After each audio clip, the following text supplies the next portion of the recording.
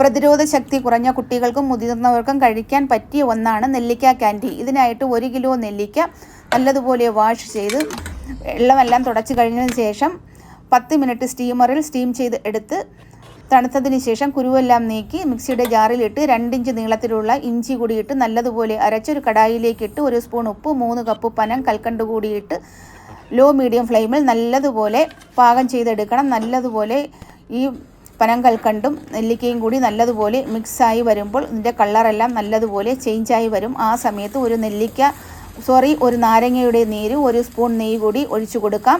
അതുകൂടി നല്ലതുപോലെ മിക്സ് ചെയ്ത് വരുമ്പോഴേക്കും നമ്മുടെ കടായിയിൽ നിന്നും ഇത് താനെ വിട്ട് വരും. ആ സമയത്താണ് ഇതിൻ്റെ പരുവം. ആ സമയത്ത് നമുക്ക് സ്റ്റൗ ഓഫ് ചെയ്ത് എടുക്കാവുന്നതാണ്. ഏതെങ്കിലും ഒരു ബട്ടർ പേപ്പറിൽ എണ്ണയോ നെയ്യോ തടവി കൊടുത്ത് ഇതുപോലെ വച്ച് റൊട്ടി ഉണ്ടാക്കുന്ന റോളറോ എന്തെങ്കിലും വച്ച് ഇതുപോലെ